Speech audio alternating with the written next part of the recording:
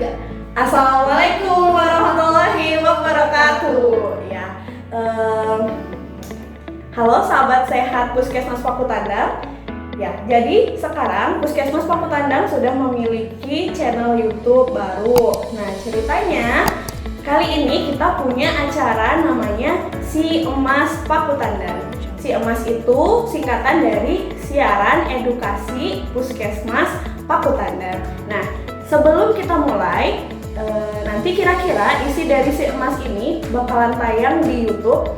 Itu isinya tentang edukasi yang nanti narasumbernya dari teman-teman di Puskesmas.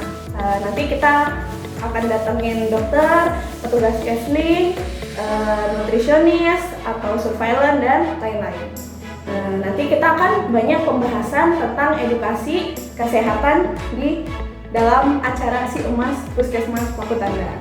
Nah, untuk sebelum kita mulai, hari ini kita mau bincang-bincang tentang apa sih gitu ya.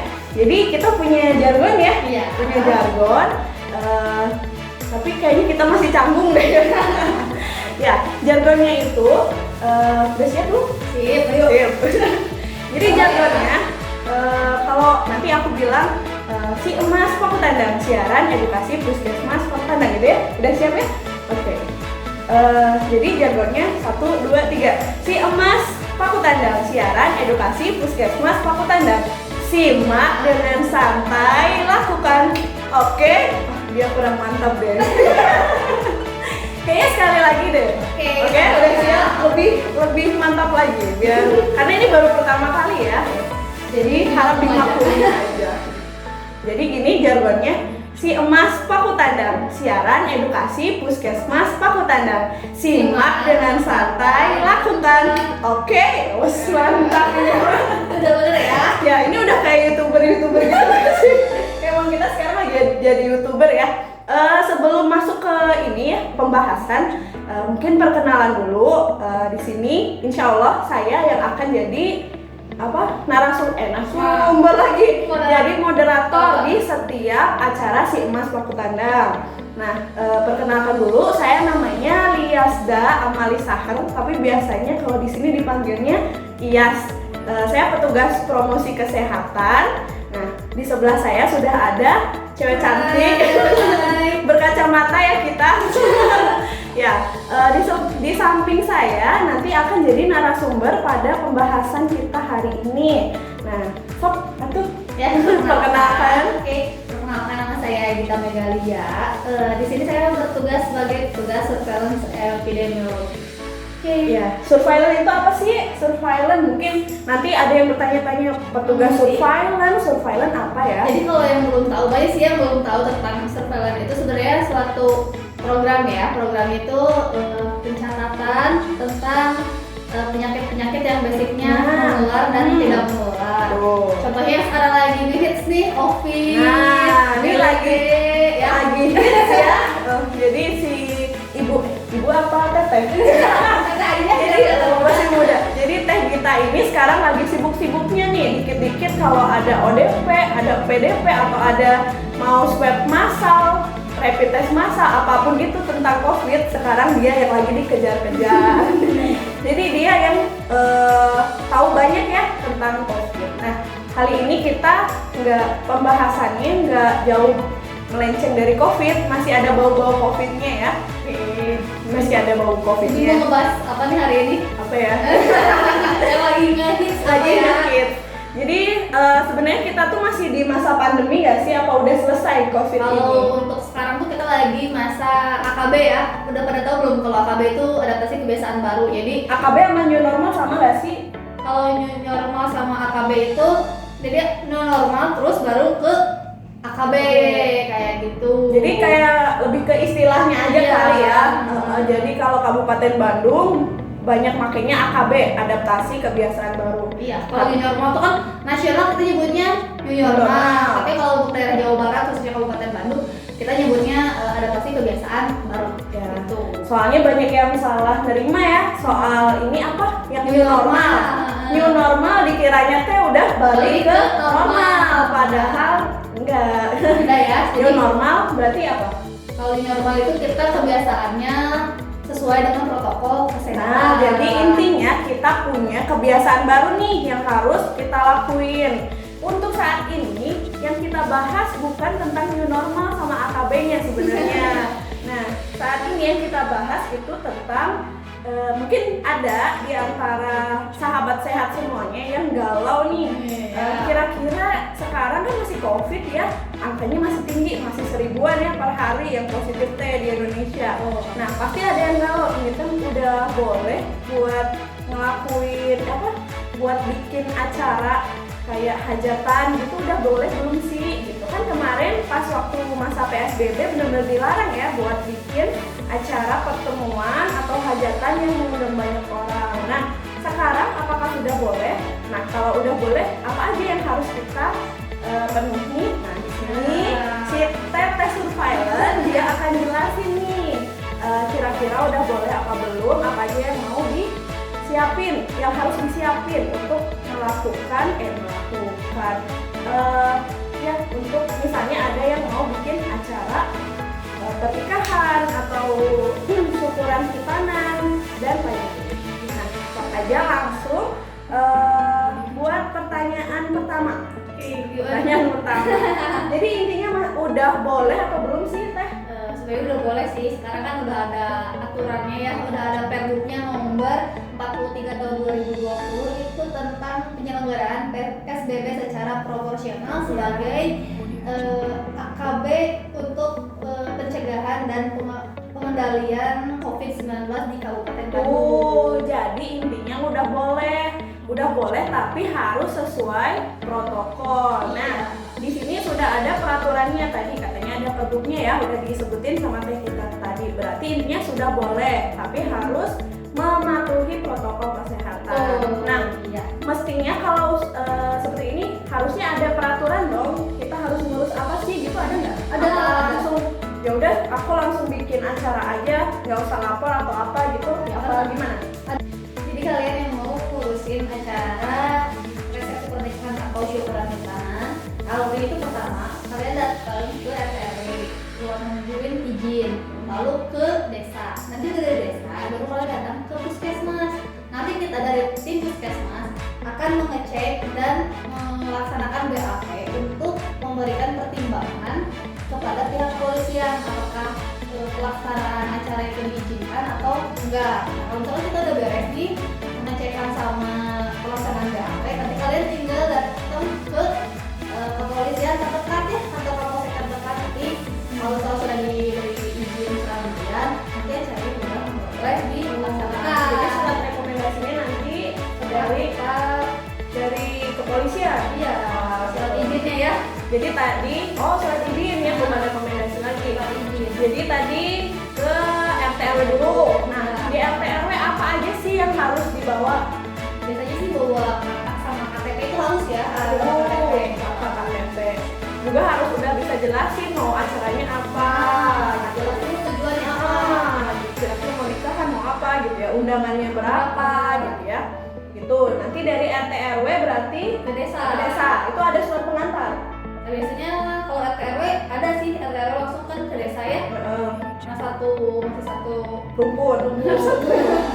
Jadi dari RT RW bawa kakak, KTP, jelasin maksudnya, habis itu ke desa nih. Nah, di desa ngapain lagi tuh? Sama, minta izin juga kan, ada nanti dari desa itu masih ditanyakan mau pelaksanaannya kapan, terus di mana, terus undangannya berapa, sama kayak gitu. Jadi kayak yang bertahapnya dari RT dulu, habis itu ke desa. Nah, habis desa baru ke kita, ke puskesmas ya, sahabat sehat. Jadi dari RT RW, desa, terus ke puskesmas. Nah, pas di puskesmas bawa apa aja? Nah, kalau buat kalian yang mau ke puskesmas itu mesti bawa KTP sama kakak.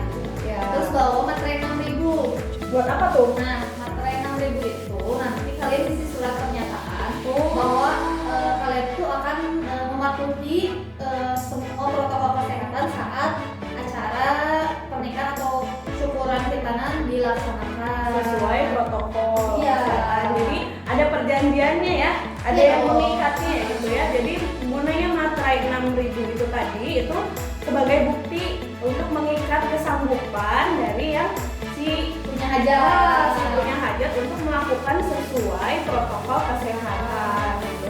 Nah nanti kalau dari puskesmas habis itu ya Ternyata habis itu dikunjungi ya. Dikunjungi dulu. Nanti yang kunjungi siapa? nanti ada timnya, Nah, nanti ada timnya. petugasnya yang datang buat ngecek kondisi di tempat pelaksanaan. Jadi nanti dari puskesmas ada tim yang survei ke tempat yang mau bikin hajatan, apakah udah ada persiapan untuk memenuhi protokol kesehatan itu gitu ya. Nah kalau udah dikunjungin sama puskesmas nanti gimana tuh? Jadi kita keluarin BAP ya. Nah BAP itu BAP itu apa sih? berita acara pemeriksaan. Nah. Nanti BAP itu kalian bisa bawa ke kepolisian buat Kayak gini ya, pertimbangan. contohnya. Nih, aku kasih contohnya nih.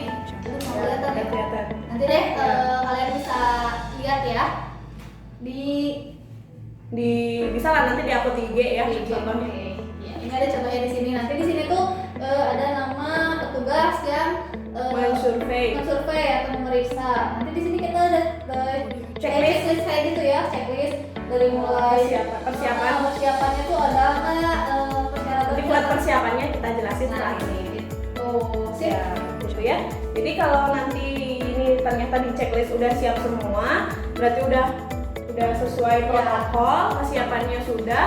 Habis itu, Tinggal bawa ke sini, BAP-nya kalian langsung pergi aja ke kepolisian. nah nanti kalau di kepolisian cuma bawa ini aja, berapa Tapi ya? yang lagi dari desa. Oke, jadi jangan lupa dilampirin ya di satu map misalnya ya, yang dari desa, dari puskesmas dibawa ke kepolisian, ya di Kapolsek ya, Iya. Polsek Ciparai ya kalau kita.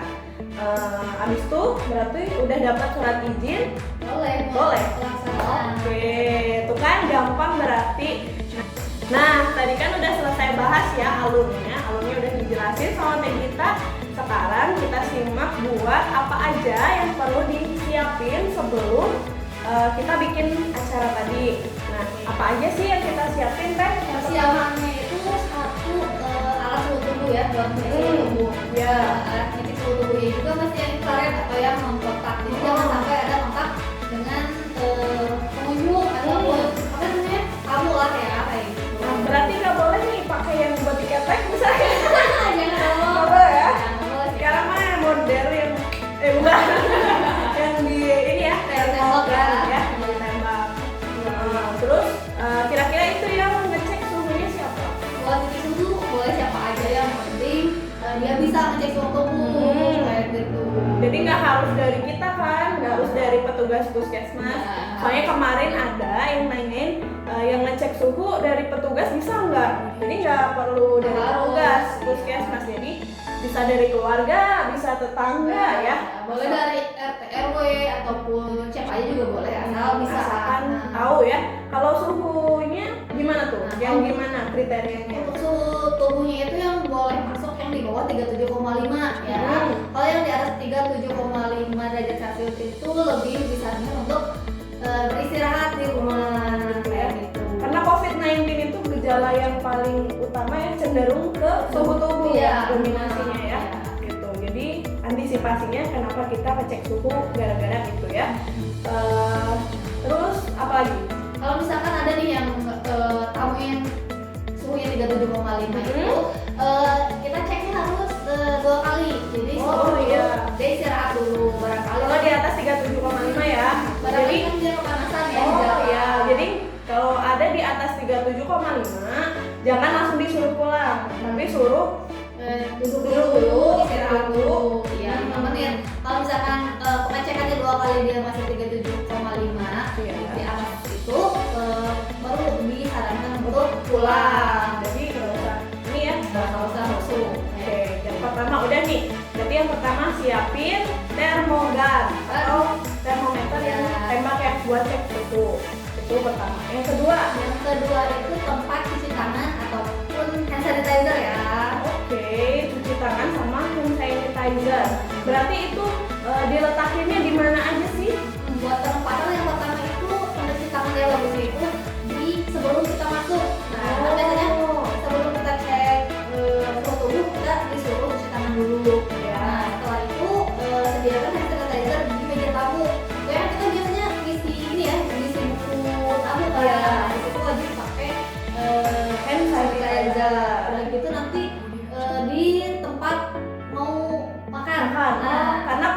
ya biasanya. Biasanya kalau di sini tuh kita panas malam kan makannya. Nah, di situ juga harus ada hand sanitizer sama orang yang jagainnya, yang ngepalnya. Oh, kayak gitu. Takutnya boros ya. Bisa ada tamu yang bawa botol, bisa.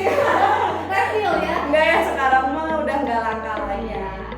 Gitu. Terus yang ketiga itu harus ada petugas pembersih ataupun disinfektan. Jadi sebelum acaranya dimulai kita bersihin dulu atau disemprot ya, disemprot dulu. disinfektan. Nah, nanti pas udah beres acaranya semprot lagi, bersihin lagi. Gitu. Jadi biar pasti ya steril gitu ya.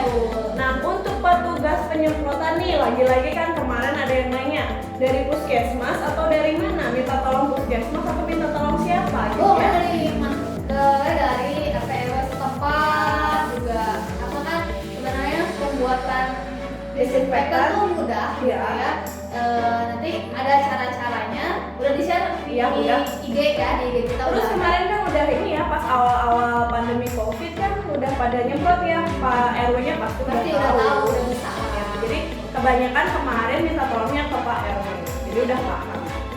Tuh selanjutnya tadi 1, 2, 3, 4 yang sekarang keempat ya. Itu jangan lupa pakai masker ya. Oh, jadi semuanya pakai masker. Harus, walaupun itu dalam acara pernikahan, kita wajib pakai masker, tapi lagi makan ya. Ya kali makanya masker. Nah, tetap Tapi ada loh sekarang masker yang ada itunya ada apa? resletingnya. resletingnya.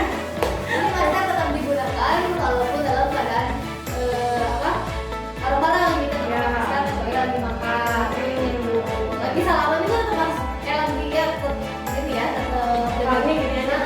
jadi nggak boleh kontak fisik, jadi kayak gini aja dari situ pakai masker. Eye maskernya yang nyediain yang punya acara apa tamu?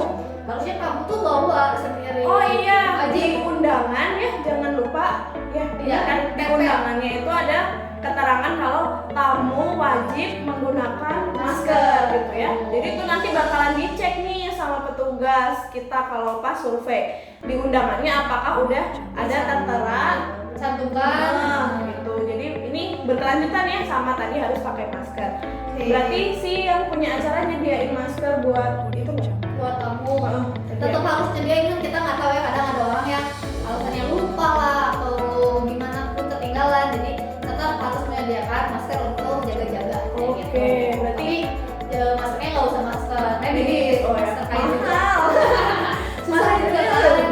Masih mahal sekarang ya. Masker kain gitu. Oke. Habis itu berarti selanjutnya yang kelima.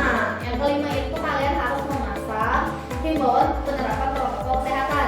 Contohnya kayak mencuci tangan, terus menggunakan masker di area ini, tetap jaga jarak, kayak gitu, tetap tidak melakukan kontak fisik, tidak melakukan kontak fisik, terus tetap jaga jarak di tempat yang sifatnya ramah. Oke, jadi himbauannya itu cukup kayak apa? Cina atau apa? Boleh kayak misalkan tulisan, misalkan ada tempat cuci tangan, wajib cuci tangan sebelum. Oh, cukup di print sederhana aja bisa ya? Nggak usah rame-rame, tetap kalau kayak ada ini ya saja print tulisan yang tapi harus terbaca ya, minimal terbaca dan diletakkan di tempat-tempat yang Strategis, Ya, disesuaikan ya. ya. Misalnya cuci tangan ya ditaruh di tempat cuci tangan. Masa ya ditaruh di mana? di pelaminan. Dipegang sama mempelainya kan nggak mungkin ya. Oke, Ya, gitu. jadi gitu. Jadi nanti kalau semuanya itu udah disiapin, nah kita dari puskesmas itu pas datang ngecekin itu tuh, Mak misalnya, Bu gimana udah siapin apa tadi yang pertama? Yang pertama Termogan. termogan. Ya, buat cek suhu tubuh udah ada apa belum? Kita kalau ada kita checklist. Yang kedua, Itu tadi tempat cuci tangan. nah tempat cuci tangan udah disiapin belum? Kira-kira mau pakai toren atau mau bikin instalasi air buat cuci tangan sendiri atau mau pakai apa? Kita cek di situ. Yang ketiga, Itu ada petugas disinfektan apa enggak? nah ya jadi udah menunjuk tuh petugas disinfektannya atau belum. Mau siapa? Kita udah tanyain tuh siapa yang mau diajuin jadi petugas disinfektannya. Oke. Yang keempat, Itu menggunakan masker. oh ya itu ya buat Ya. yang tamu belum datang. Terus, memasang himbauan penerapan protokol nah kesehatan. kalau dari 5 ini sudah terpenuhi, kita pasti di sini nanti yang survei akan menceklis ke 5 kriteria tadi ya yang harus disiapkan. Nah, nanti kalau sudah siap semua, udah tinggal ke polsek, udah beres. Gampang kan ya? Gitu ya. Nah, jadi Buat pengajuan itu maksimal diajukan 7 Oh, hari iya. sebelum pelaksanaan. Soalnya kan jadi jangan ngedadak ya. iya, jangan hari ini ngajuin besok nikahnya jangan kayak gitu. Jadi Heeh. minimalnya maksimalnya itu 7 hari. 7 hari. Berarti seminggu sebelum acara kita harus sudah ngurus perizinan ini. Iya, kan mau nikah juga tuh KUA-nya ngurusnya dari jauh-jauh hari kan ya. Tuh, ingat ya sahabat sehat, jangan mendadak.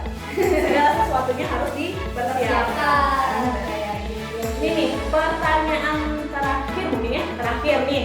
Ini teh, kalau yang buat ngurus ini dari mana aja? Maksudnya kan kita di puskesmas tuh ada wilayah kerjanya ya. Kalau Pakutandan tuh desa mana aja nih yang ngurus ke kita? Nah, untuk wilayah kerja kita itu ada 5 desa. Ya. Pertama itu desa Gunung Lutik, Ya. kedua itu Pakutandan, Ya. ketiga Cikoneng, Ya. keempat itu Sagara Cipta, Ya. kelima itu Babakan. Ya. Oke, jadi kita megang 5 desa ya. Ya. Untuk 5 desa ini yang mau bikin hajatan, minta izinnya ke Puskesmas Pakutandan buat ngurusnya. Kalau di Kecamatan Ciparai kan ada 3 puskesmas ya, diisi nanti ketukar-tukar. Kalau Polresnya mah sama. Polseknya. Polsek salah lagi. Iya polsek. Kalau polseknya mah satu di situ. Nah, puskesmasnya kalau yang 5 desa disebutin tadi itu di Puskesmas Pakutandan. Jadi sahabat sehat jangan sampai ketukar. Nanti Gunung Letik ngurusnya ke Ciparai. Mentang-mentang deket ya. Atau yang di sini apa Mekar Laksana malah ngurusnya ke kita. Padahal itu wilayah kerjanya Ciparai. Jadi kira-kira seperti itu mudah ya. Jadi kalian tinggal yang 5 desa tadi tinggal datang aja ke bagian administrasi di Puskesmas Pakutandan. Ya sebenarnya alur seperti ini, apa namanya peraturan seperti ini itu bukan mau memberatkan si yang mau bikin acara, tapi ini mah untuk keamanan ya, karena kita tadi masih di masa masih ada pandemi, jadi masalah ini teh belum kelar ya. Sebenarnya penularannya masih naik terus, belum ada pelandaian gitu. Jadi semoga kita semua selalu dalam lindungan Allah, selalu sehat. Ya, buat yang mau nikah atau yang mau hajatan apapun itu, mau nikah, mau hitanan gitu ya, jangan lupa tips yang udah kita bagiin tadi. Mungkin udah ya, sekian dari kita. Kurang lebihnya kita mohon maaf. Sebelum ditutup, mau nggak jargon lagi? Kita jargon lagi ya. Siap ya. Si emas